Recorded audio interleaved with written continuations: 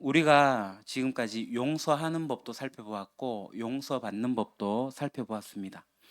그리스도인은 용서해야 되는 사람이고 용서받아야 되는 사람이고, 그래서 나아가서 용서케도 해야 됩니다.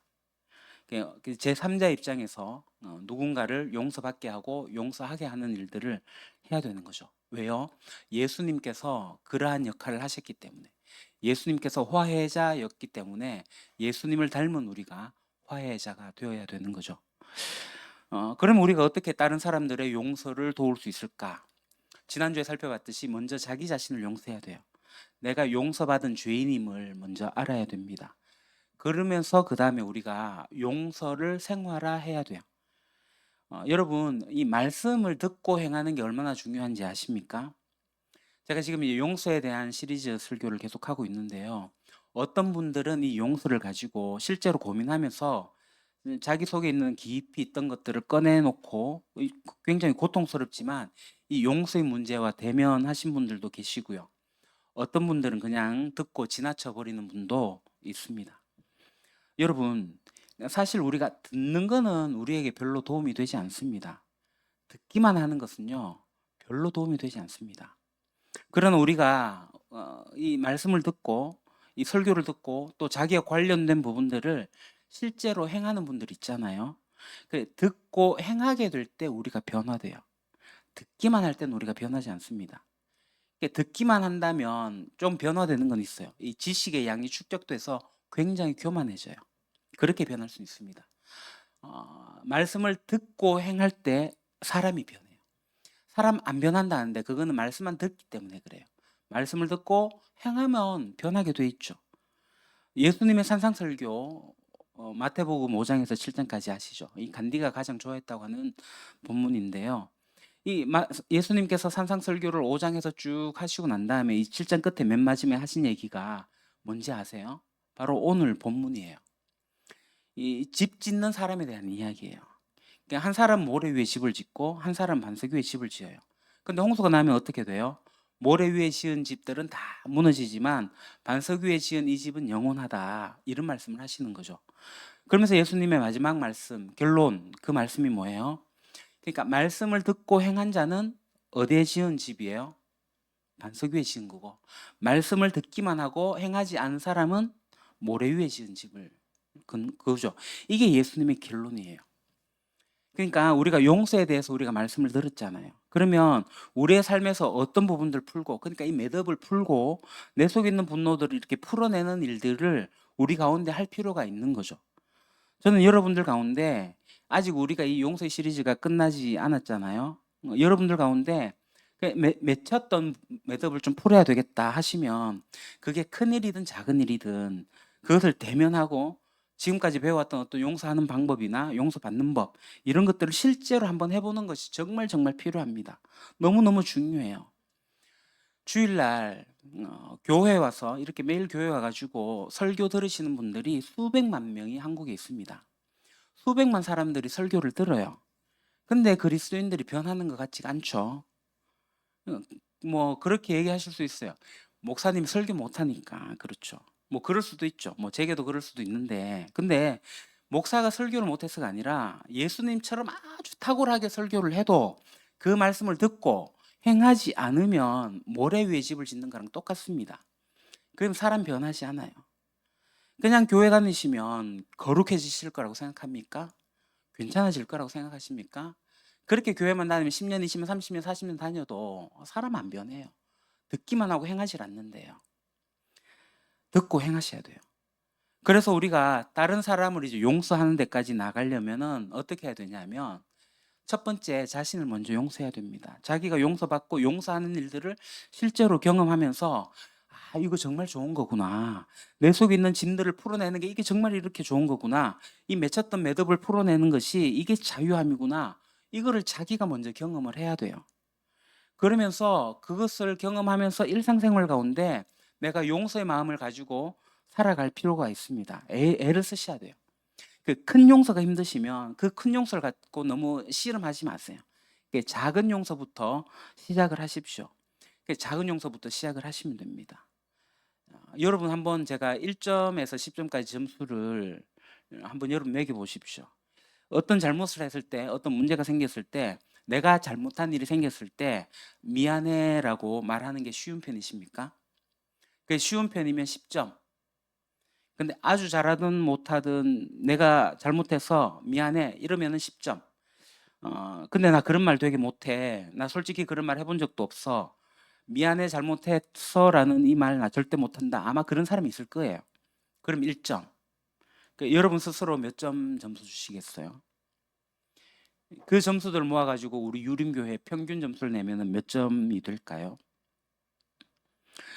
여러분 가운데 평상시에도 자기가 잘못했지만 미안해 잘못했어라고 말할 줄 모르는 분들이 있을 거예요. 그런 분들은 용서받는 것도 힘들고 용서하는 것도 힘들어요. 굉장히 어렵습니다. 마음속으로 다 한다고 해요. 그러나 정리되지 않은 그런 쓰레기들이 이 마음속에 늘 잠겨 있는 거죠. 여러분, 여러분들의 주변의 작은 일들 속에서 미안해, 내가 잘못해서 다음번부터 주의할게 이렇게 말을 하십시오. 다음번에 안 그럴게. 그 말은 하지 마십시오. 그건 거짓말입니다. 안 그런다는 건 거짓말이기 때문에 굉장히 다른 말이에요. 다음번부터 내가 주의할게, 조심할게. 그렇게 얘기하셔야 되죠. 왜 사람들이 미안해, 잘못해서 이 말을 왜 안 할까? 가만히 생각해 보니까 다음번에도 그 일을 또 할 것 같거든요. 그럴지도 모르니까. 그러니까 그럴 때는 우리가 어떻게 해야 된다고요? 내가 다음번에 주의할게. 그런 자세를 가지는 거죠. 우리가 한계가 있기 때문에 다음에 또 할 수도 있어요. 그럴 수도 있어요. 음, 그래서 우리가 한번 따라하면 좋겠습니다. 어쩌면 이거 어, 평생 처음 하시 그렇진 않겠죠. 한번 우리가 같이 한번 이 이야기를 하면 좋겠습니다. 제 따라하십시오. 미안해. 내가 잘못했어. 다음번부터는 주의할게. 이 말을 자주 사용하십시오. 미안해. 내가 잘못했어. 다음부터 주의할게. 자기가 잘못했지만 상대방이 다른 쪽이 이 문제를 풀기 위해 가지고 억지로 미안하다라는 얘기를 하면 넘어가는 경우가 있어요. 그렇기 때문에 여러분 작은 것부터 실천 한번 해 보시기 바랍니다. 작은 일부터 용서하는 것이 너무나도 중요하고요. 그것을 용서를 구하는 쪽이나 용서를 받는 쪽에서 다 똑같습니다. 그리고 그가 그렇게 할 수밖에 없었던 이유가 있지 않았을까? 이런 생각을 또 늘 하시면 좋겠죠. 나에게 어떤 사람이 잘못했을 경우에 그 사람을 미워하고 증오하기 전에 그를 이해하려고 하는 자세. 그가 그렇게 말할 수밖에 없었던, 그가 그렇게 행동할 수밖에 없었던 그런 일이 있지 않았을까? 한 번 더 이해하고 그렇게 생각해 보려고 하는 자세. 그것이 이제 용서하고 용서받는 사람의 생활됨, 그 삶의 방식인 거죠. 그러니까 적어도 용서를 받고 용서를 하고 그것이 자기 생활화가 된 사람들이, 그래서 정말 자기가 용서를 한 사람이 그 사람이 어떤 역할을 할 수 있냐면 용서케 할 수 있습니다. 누군가를 용서받게 하고 누군가를 용서하게 하는 화해자의 입장에 설 수가 있는 거예요.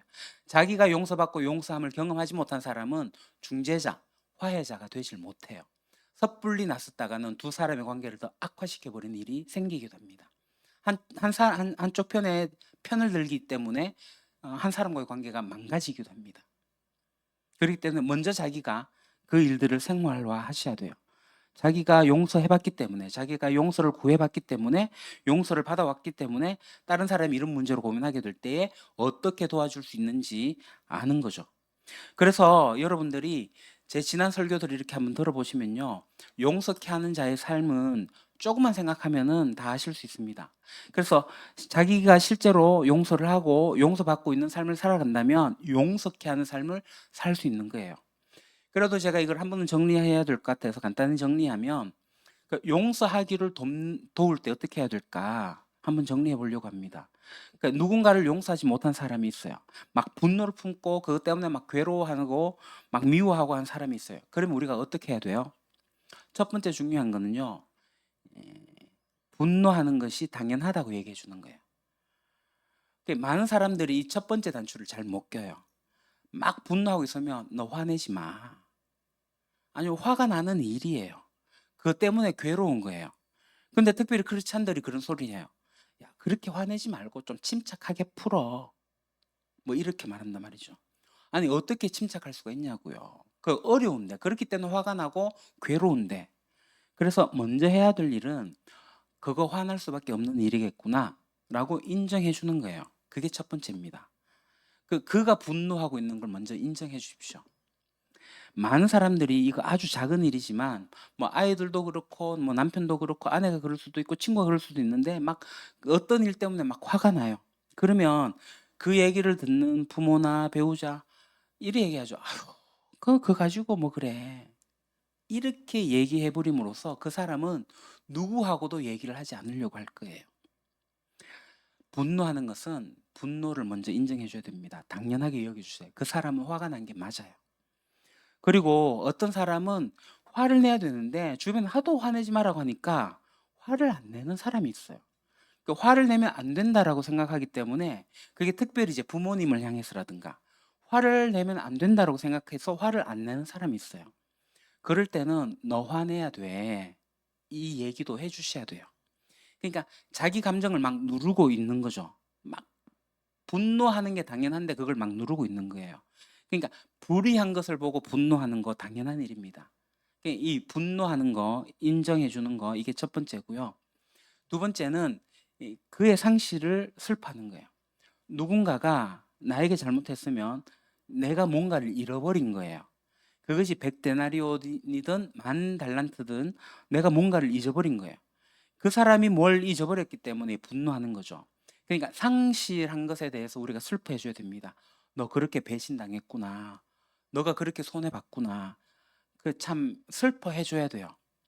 그렇게 슬퍼해 주고 그다음에 "지금 네가 이 분노하는 것으로 말미암아 네가 스스로 너를 죽여가고 있어."라는 얘기를 이제 가서 얘기해 줘야 됩니다. 처음부터 이거 얘기하시면 안 되고요.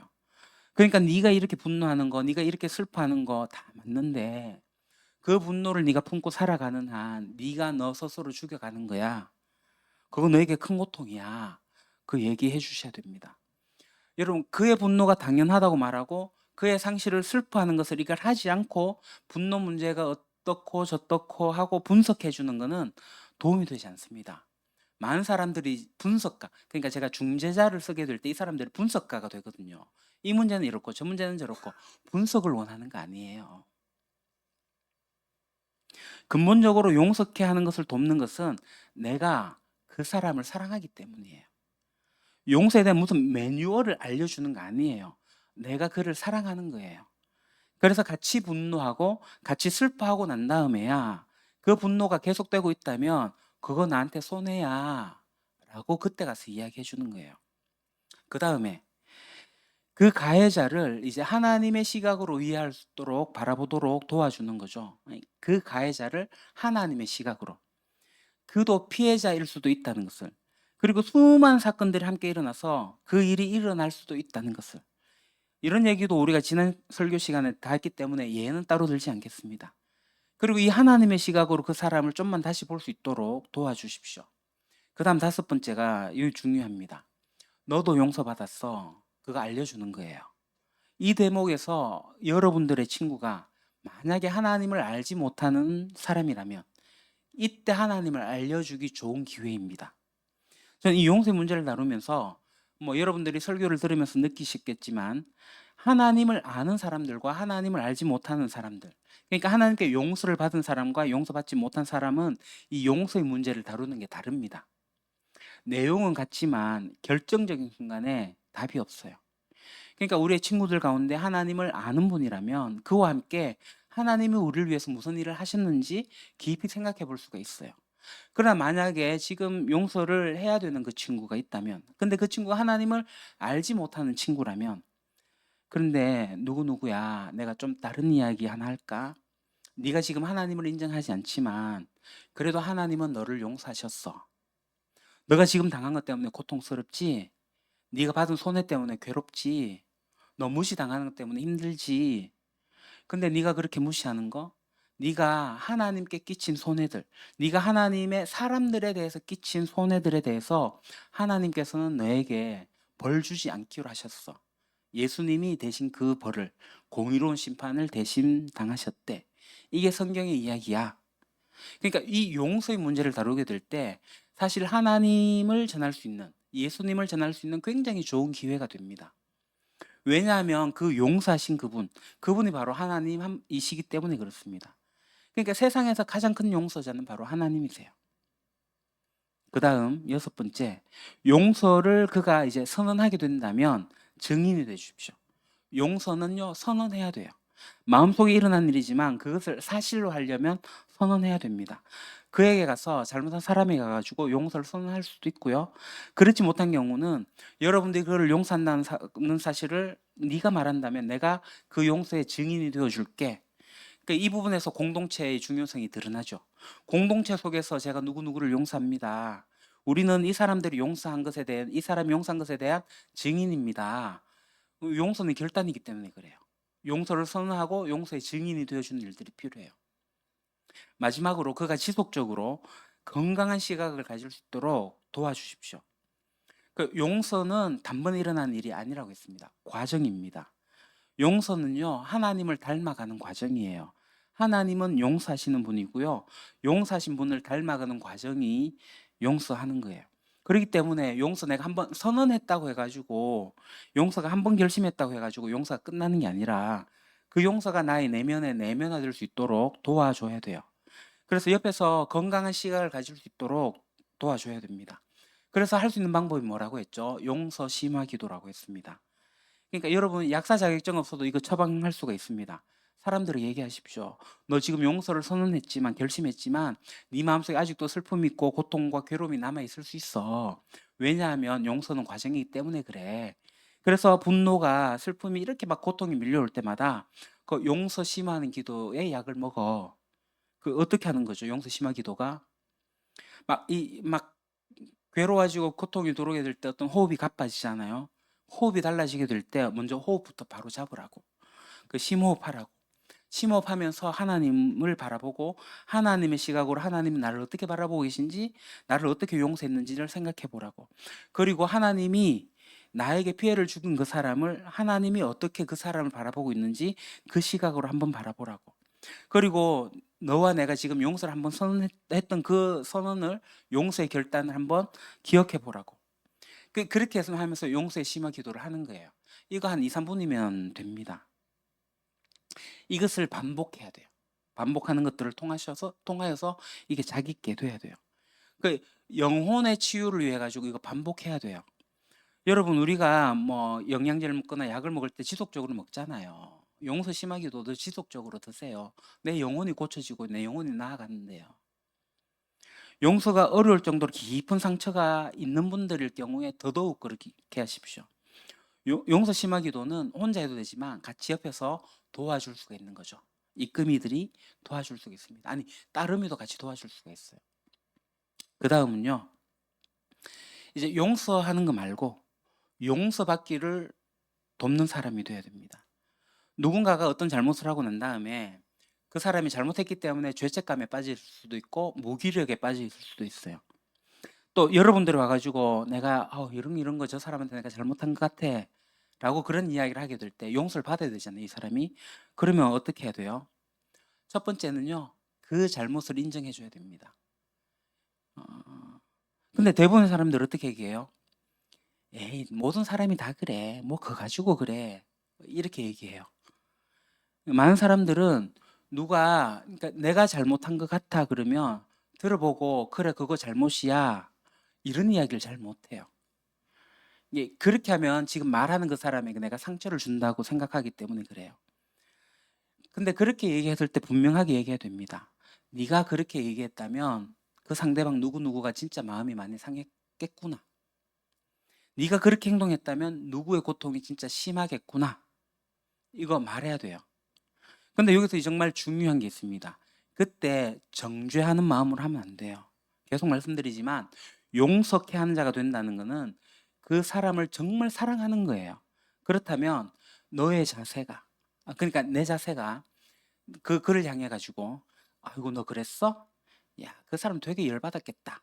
뭐 이래 얘기하면 같은 말이라도 뉘앙스가 다르잖아요. 정죄하는 거예요. 네가 잘못했잖아. 정죄하는 게 아니라 그 잘못은 고통스럽지만 그거 너 잘못이었어라고 이야기해 줘야 됩니다. 그게 정직한 거고 그게 용기 있는 거예요. 그 잘못했다라고 했을 때 얼버무리지 마십시오. 잘못한 건 잘못한 겁니다. 얼버무리면은 그 사람은 용서받는 일이 어려워지고 힘들어지고 그다음부터 자기의 내면이 망가지기 시작할 거예요. 그래서 그 사람의 잘못을 잘못으로 인정해 주세요. 자, 두 번째. 어, 자기 잘못으로 인해 가지고 그가 힘들다라는 것을 공감해 주십시오. 아이고, 그것 때문에 너 뭐 그걸로 쫀쫀하게 그러냐 이런 얘기 하지 마시고요. 네가 그런 가지고 힘든 거 정말 당연하다. 우리 인생에 있어서 이거 정말 공감하는 게 중요합니다. 그 공감에 대해서는 제가 나중에 한번 또 말씀드릴게요. 그 우리 주변에 있는 사람들에게 그 마음을 같이 하는 거, 네가 힘들겠구나, 힘들 수밖에 없었겠구나, 그 마음을 공감해 주는 것이 필요합니다. 그 다음에 정말 이것도 중요합니다. 예수님이 그의 잘못 때문에 대신 공의로운 심판을 받았다는 것을 알려주십시오. 공의로운 심판. 그러니까 예수님이 죽으신 것은 괜히 뭐 인류 애적인 사랑 그거 보여주기 위해 가지고 뭐 이유 없이 죽으신 거 아니잖아요. 우리가 지불해야 되는 우리의 죄의 대가를 예수님께서 대신해서 공의롭게 돌아가신 거예요. 그 이야기를 다시 알려주십시오. 물론 여기서도 하나님을 알지 못하는 분들에게 하나님의 사랑을 전할 수 있는 절호의 찬스입니다. 그리고 사실 용서하기를 거부하는 사람에게 용서를 구하려고 하는 사람에게는 이게 복음이에요. 굿뉴스예요. 그러니까 용서를 거절하는 사람에게 용서를 받아야 되는 사람이 있어요. 용서를 거절합니다. 또는 용서를 해야 될 사람이 죽었거나 뭐 사라졌을 수가 있어요. 그럴 때 그 사람보다 더 높으신 그 사람을 지으시고 그 사람의 주인이신 분이 당신을 용서하셨다네. 당신이 지불해야 될 그 대가를 예수님이 대신 지시고 돌아가셨다. 그 얘기를 해주셔야 돼요. 그가 하나님의 사랑을 받아들이고 말고는 그 사람의 몫이에요. 나는 그 이야기를 하는 거예요. 이게 성경에서 얘기하는 진리라고 얘기해 주시면 돼요. 그러니까 복음을 전할 수 있는 기회죠. 네 번째, 우리가 피해를 보상할 수 있는지 함께 살펴봐야 됩니다. 그럼 이 문제를 어떻게 보상할 수 있을까? 완전 복구는 힘들다 할지라도 우리가 이 문제에 대해서 어떻게 보상할 수 있을지 생각해 봐야 되고요. 다섯 번째, 용서를 구하거나 표현할 수 있도록 격려하셔야 됩니다. 그러니까 용서를 구하거나 표현할 수 있도록 그러니까 만약에 표현할 대상이 없다면 뭐 편지를 쓴다거나 편지를 써서 이렇게 태워버리는 것도 괜찮은 방법 중에 하나죠. 뭐 또 여기에서 그 다음에 얘기도 나오지만 꼭 그런 표현을 공동체 안에서 할 수 있도록 격려하는 것도 좋은 방법입니다. 그래서 마찬가지면 용서 구했을 때와 똑같이 용서의 증인이 되어 주셔야 됩니다. 너는 용서를 구했고 하나님께서 너를 용서하신 것을 우리가 증인이 될 수 있다고. 그래서 너의 짐을 가볍게 해줄 수 있습니다. 그리고 일곱 번째, 지속적으로 건강한 시각을 가질 수 있도록 도와주는 거죠. 자, 여기서는 우리가 어떻게 해야 되냐면 베드로의 자세를 가지고 살 수 있도록 도와주는 거죠. 옛날에는 네가 이 베드로처럼 주님을 위해서 난 죽을 수 있어. 그렇게 확신을 가지고 살았다면 이제는 내가 주님을 사랑하는 줄을 주님께서 아십니다. 이러한 겸허한 자세를 가지고 살자. 내 마음대로 되지 않지 않냐. 내 인생에 이런 허물이 있지 않냐. 그 허물 때문에 주눅든 인생이 아니라 그 허물 때문에 겸손해지는 그런 인생을 살자. 이렇게 건강한 시각을 보여주면서 가는 거죠. 건강한 시각을 가질 수 있도록 도와주는 거예요. 이렇게 용서케 할 수가 있습니다. 저는 이렇게 생각합니다. 사실 용서케 하는 자의 삶을 사는 사람들이 우리 시대에 그렇게 많지 않은 것 같아요. 가정에서도 없고요. 가정에서도 어머니가 이 아이들과의 싸움이 일어났을 때 용서하고 용서받는 법을 가르쳐 주지 않아요. 부부 사이에서도 용서하고 용서받는 법을 배우지 않아요. 친구 사이에도 마찬가지예요. 오랜 관계 속에는 앙금이 남아 있는 거예요. 만나면 저 사람 또 저러지 않을까라고 하는 어떤 피해 의식도 있게 돼요. 우리 사회에 더 심각하게 우리 교회 안에도 있을 수 있어요. 그렇기 때문에 용서케 하는 일들이 있어야 돼요. 용서하고 용서받는 일들을 하는 사람이 있어야 되는 거죠. 여러분, 그리스도인이 된다는 거, 그리고 그리스도인 리드가 된다는 것은요, 이 그리스도인으로 성숙해 나간다는 건요, 정말 내가 주님을 사랑하고 주님을 닮아가는 거예요. 내가 예수님을 따라가면서 예수님을 닮아가는 거예요. 그렇다면 우리가 해야 하는 일 중에 가장 중요한 일은 뭐예요? 내가 속해 있는 이 작은 공동체, 용서케 하는 자가 되는 거예요. 용서함을 받고 용서하고 나중에는 용서케 하는 자가 되는 겁니다. 여러분, 저는 어떤 면에서는 우리 교회와 우리 사회와 우리 가정과 우리가 만나고 있는 직장에서 이렇게 용서케 하는 사람들이 있어야 된다고 생각을 해요. 그래서 깨지고 상처 주고 상처받고 그것이 더 큰 고통으로 발전하는 것을 우리가 미연에 막고 사람들로 하여금 이 마음속에 있는 분노와 그 무거운 짐으로부터 해방될 수 있도록 도와주는 일, 그것이 하나님의 사랑을 안 사람들이 이 땅에서 해야 될 가장 중요한 일 중에 하나입니다. 사랑하는 유림 가족 여러분, 솔직히 이 말을 하는 저도 잘 못해요. 그래서 지금도 배워가고 있는 중에 있고요. 그렇게 살려고 애쓰고 있습니다. 혹여나 제가 지금까지 목회하면서 여러분들과 함께 지내면서 제가 말과 행함으로 여러분들에게 잘못한 게 있다면 공식적으로 용서를 구합니다. 용서해 주십시오. 죄송합니다. 저도 상처를 많이 받았고 참 많이 힘들었던 적이 있어요.